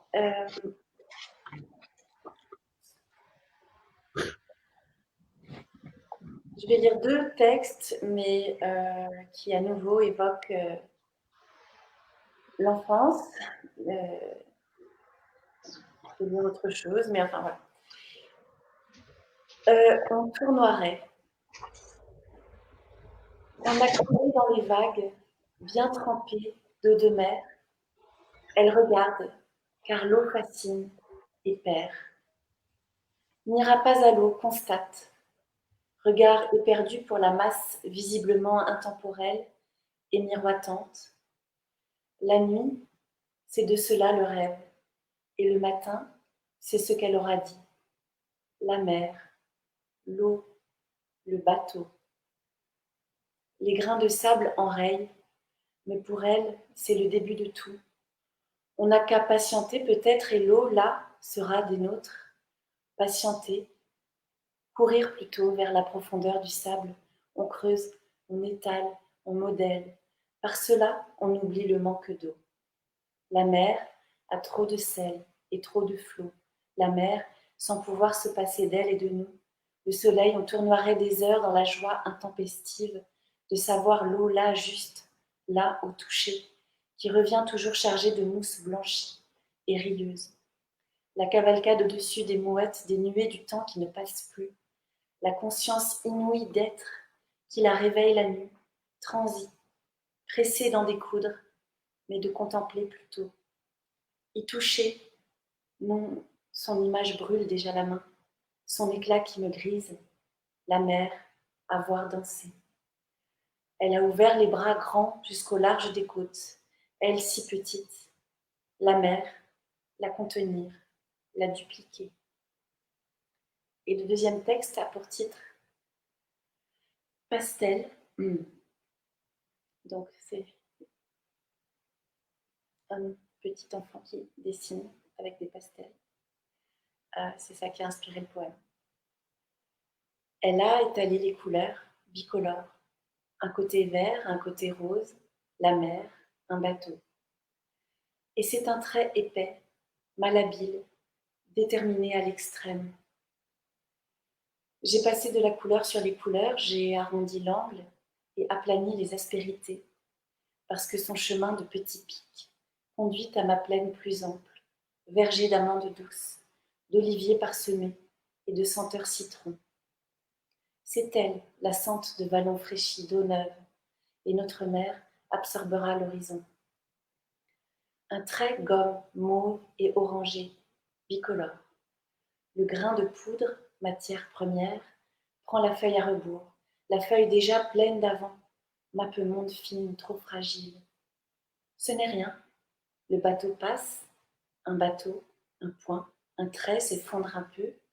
Le bateau passe sur les autres routes déjà prises et vaines. Oh, ce n'est rien. Le pastel tombe net et l'idée revient. Un tout début de jour. L'océan jade. Son bateau au monde. Ce sont 2 textes qui avaient été écrits sur l'île de Majorque. Merci Christine, c'est très beau. Merci beaucoup. Et merci beaucoup d'avoir organisé ça. J'étais ravie de vous voir. Et un petit coucou à Rolf, que j'ai pas vu depuis longtemps. J'espère qu'on pourra se revoir bientôt quand même tous. Bon, au mois de mai, hein, du 13 au 16 mai, d'une façon ou d'une autre, on va se revoir. Bon. Voilà. Au festival, on a décidé de le maintenir du 13 au 16 mai. Même si on était obligé de tout faire en extérieur, on le fera. Cette année, on a dû le postposer au mois d'octobre. On a fait un petit peu dedans et beaucoup dehors. Enfin, un petit peu dedans, c'était quand même pas mal, hein, quand même. Ouais, c'était... Ouais. Mais voilà, on s'est dit que cette année-ci, on allait de toute façon maintenir les dates du mois de mai, quoi qu'il en soit. Mais juste pour dire à tous que c'est aussi grâce à Amé qu'on s'était rencontrés avec Rolf, puisque c'était à l'occasion de la présentation chacun de notre livre à Amé. Exactement. Et c'était une très belle soirée aussi, je me souviens. Merci pour tout. Guillaume, on va finir avec Guillaume. J'en profite déjà pour, pour remercier tout le monde aussi, parce que vous êtes vraiment très sympa. Et en plus d'excellents poètes et poétesses. Mais la sympathie et l'humanité, c'est vraiment pas un luxe. Et donc, des gens antipathiques, il en existe partout, autant chez les poètes que chez les boulangers. Mais voilà, j'ai vraiment eu beaucoup de plaisir à passer du temps avec vous et à te rencontrer, Guillaume, ce soir enfin. Et c'est avec toi qu'on va, avec plaisir, terminer. Honneur au petit dernier, hein, qui était le dernier en résidence. Je voulais juste te dire aussi que j'avais beaucoup aimé les textes de Guillaume et de Roxane que je ne connaissais pas du tout. Et de Rolf, évidemment, que je connais. Et tu connais les textes, mais là, je ne connaissais pas. Et c'est très beau et c'est vrai que c'est très varié entre nous, le type d'écriture. Et pour ne pas faire trop de jalouses et de jaloux, parce que je sais que ça monte déjà, ça fuse déjà, cette émission-ci est une toute première avec les résidents. Nous en ferons d'autres, donc pas tous les jours, hein, mais nous en ferons d'autres avec d'autres résidents, parce qu'ils ont été nombreux à passer. Mais je tenais à lancer, voilà, comme c'était à Guillaume que je n'avais pas vu, que j'avais envie de faire quelque chose d'un peu spécial, et bien est venue tout d'un coup l'idée d'ouvrir cela à quelques autres personnes, et alors vos noms sont apparus les uns après les autres dans ma tête et dans mon cœur. Alors c'est pas que les autres sont pas dans mon cœur, évidemment, mais voilà, d'autres résidents et résidentes seront des prochains invités. Voilà, ce live c'est un peu de mois de mai en novembre. Jérémy. Oui, et David, je voulais encore. Oui. Je sais pas si vous m'entendez, voilà. David, je voulais juste dire que je trouve très chouette que tu aies eu cette idée de faire une rencontre comme ça de résidents de la Maison de la Poésie d'Amet, parce que comme on a tous passé du temps sur place et qu'on a partagé le même lieu, la même chambre, ça crée une espèce de solidarité en profondeur que je trouve très belle. Hein. Parce que c'est une autre chose que j'aurais aimé on évoquera ça avec d'autres résidents, tant pis. C'est que ce que moi je constate souvent, c'est une des choses que j'adore observer, c'est l'appartement avant et après. Et chacun de vous a toujours apporté quelque chose à la résidence, en déplaçant des objets, en déplaçant parfois des meubles. Voilà. Donc c'est toujours très intéressant parce que c'est une question d'appropriation, évidemment, hein, de ce lieu. Et on peut dire que oui, vous avez toutes et tous partagé le même lit. Et vous êtes une bonne cinquantaine, hein, donc ça fait une sacrée partouze. Voilà, Guillaume, à toi. Oui, merci encore, David. J'étais très, très heureux de rencontrer Christine, Roxane, Rolf, de rencontrer mes collègues et mes compagnons de lit, donc.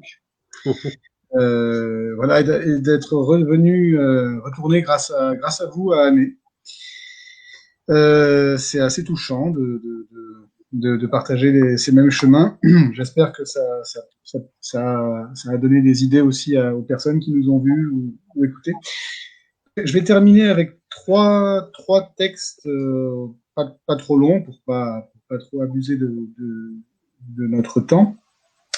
Donc le premier, c'est sur la rue des Trois Pierres. Et alors il y a une référence. Donc le premier texte toujours a été écrit avant d'aller à Amet, et le second sur place. Alors il y a une référence. Vous allez voir un personnage qui est à la fois célèbre et à la fois méconnu. Après je vous laisserai méditer sur cette personne ou faire des recherches. Donc rue des Trois Pierres. Rue des Trois Pierres, une pour le silence, qui ne se lève pas comme le vent, une pour les visages qui restent partout et regardent, une pour la voiture qui ne démarre pas, fond entre mes doigts, me laisse seul dans les murs, rue des Trois Pierres. In memoriam Cléo de Mérode. Les 3 pierres marquent le domaine du chapitre de Saint-Lambert et celui de la famille de Mérode. Elles ne datent pas d'hier. Cléo ne les a sans doute pas connues, et d'ailleurs elles finirent par être dérobées au regard des vivants. Cléo pareil. C'est remarquable comme la noblesse se cache et aime à régner partout. C'est remarquable comme la beauté règne et aime à se cacher partout. Ensuite, un court texte que... Alors là, pour le coup, il fait partie de ces textes où je n'avais pas écrit de texte avant d'aller à Amé parce que je ne connaissais pas l'existence de la rue. Elle n'était pas répertoriée dans le listing que j'avais eu. C'est la rue du cimetière et il se trouve que quand on monte cette rue, évidemment, on arrive au cimetière et du haut du cimetière, on a une vue plongeante sur le Thon, sur la centrale, de l'autre côté de la Meuse. Donc, c'est très réjouissant comme vue, comme vous pouvez l'imaginer. Donc, rue du cimetière. Je me suis assis en haut du cimetière pour admirer la centrale. De l'autre côté du fleuve, elle rumine sa fumée, la laisse partir, blanche et immuable vers le ciel. La vie réserve toujours quelques surprises, et je ne suis pas mort, parmi les morts, puisque je m'étonne, dans cet endroit et devant ces hautes colonnes pâles, de me sentir bien sur terre. Un court instant seulement. Peut-être suis-je mort alors, d'autant que ça y est, je m'ennuie. Le cocktail cimetière central ne mène qu'à une ébriété fugace, mais son goût reste bien là, comme celui d'un baiser volé. Et enfin, un autre texte qui, alors là, c'est un peu particulier parce qu'il a été écrit à partir de plusieurs rues que j'ai découvert aussi sur place. Donc, il y a la rue Bois du Sard, la rue des Cléries, la rue Entre deux Haies, la rue du Faoué, je ne sais pas comment on prononce, la rue de Gé, la rue des Mineurs, la rue Mossou, la rue Raoul Natchez, la rue du Puy, la rue Sourichemont et la rue du Vicinal.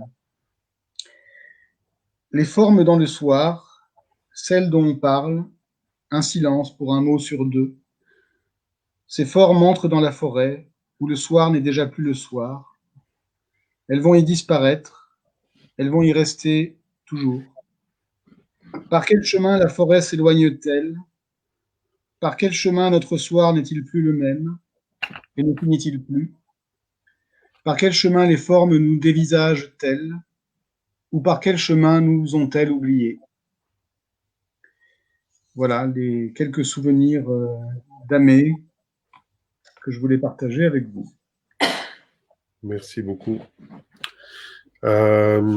Si vous le permettez, je vais terminer. Je n'avais pas prévu ça, mais comme on a montré la photo de Rio, là, je ne résiste pas. Donc, c'est le livre, la nouvelle édition. C'est pas une réédition, c'est une toute nouvelle édition d'Éblouissement de l'exil avec des dessins de Rio et des tout nouveaux poèmes aussi. Et je vais lire un court poème. Rio était notre président. Il était le président de cœur, d'ailleurs, le président d'honneur et de cœur, avant qu'il décède. Mémoire du chant d'oiseau. De partout, la famine engendre le sourire de l'absence. La terre, fidèle aux dures puissances de l'éphémère, tente de se faire pardonner sa naissante aridité. Et l'homme met en évidence la danse de son moi angélique. Pourtant, il sait que tout est écrit. Toute l'énergie de la terre est dispersée et l'humain asséché tourmente le regard du ciel. Avons-nous détruit la mémoire du chant de l'oiseau? Voilà. Rien que ce dernier vers mérite le poème, comme on dit. Hein? Avons-nous détruit la mémoire du chant de l'oiseau? Voilà, je vous remercie beaucoup et je vous souhaite une bonne continuation de deuxième confinement. On sait qu'il va être long.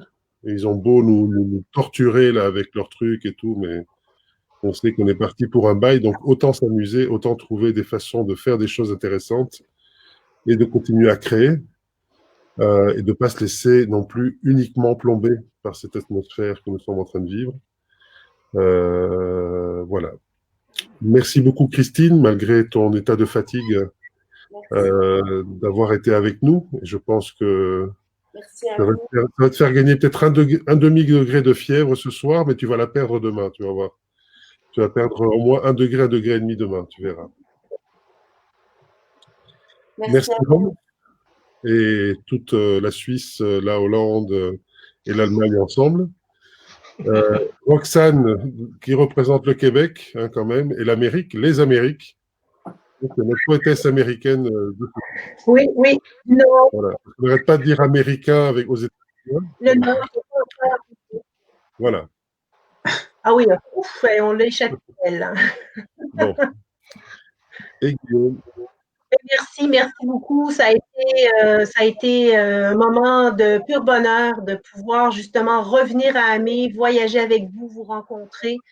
David continue à nous offrir ces petits moments d'oxygène dont on a besoin. C'est franchement ravi que je vais quitter tout à l'heure pour poursuivre ma journée parce que moi, c'est la soirée à peine qui commence. Ça va être l'heure de l'apéro. Ce sera le digestif. Juste encore une petite question, David. David, tu es à Bruxelles? Oui, je suis à Bruxelles, ouais. Voilà. Parce qu'en fait, c'est assez marrant parce que j'ai eu l'impression qu'on était à Amé ensemble et pourtant aucun de nous n'était à Amé. À Amé, hein. C'est vrai. Ouais. Voilà. Et donc, c'est pour ça aussi que je suis très content que Julie Lombé et Chris Tétin vont quand même faire une résidence d'une semaine à Amé la semaine prochaine. Parce que voilà, sinon c'était un peu tristouné cette année au niveau on accueille normalement 4 auteurs minimum en résidence par an. Donc voilà. Donc je suis très content que cette résidence pourra quand même un peu revivre. On a eu 2 grosses annulations de 2 grosses résidences. Et voilà, j'espère qu'on va pouvoir reprendre cette vie aussi à la maison même et à la maison mère. Pour l'instant, c'est un télétravail, comme on dit, principalement. Mais on est ici, on travaille. Voilà. Bonne soirée et bonne fin de journée à toi, Roxane. Oui, merci à tous et puis au plaisir de vous retrouver en live ou vraiment en chair et en os. On va essayer que le chair et os soit la prochaine étape. Au revoir tout le monde. Au revoir. Au revoir David, au revoir tout le monde. Merci à tous ceux qui nous ont écoutés, qui vont nous réécouter parce qu'on sait comment ça marche. Hein. Les gens écoutent et réécoutent des petits morceaux et tout. Et ensuite, ce sera mis sur la chaîne YouTube de la Maison de la Poésie. Et cette vidéo sera la première vidéo en lien aussi sur la page résidence dans quelques jours. Hein, comme ça, c'est sur le nouveau site de la Maison de la Poésie, qui est un très beau site depuis quelques temps. Hein, c'est tout nouveau. Voilà, je republie les dernières publications. Mais donc, sur la page résidence, on retrouvera le lien de cette vidéo qui présentera finalement la résidence. Donc, vous avez inauguré la page résidence aussi du site de la Maison de la Poésie. C'est une façon d'accueillir les futurs résidents hein, de votre part. Voilà. On termine avec toi, Florence. Gros bisous et grand merci encore pour tout ce que tu as fait et tout ce que tu as représenté, tout ce que tu représentes pour Amé. Bonne soirée.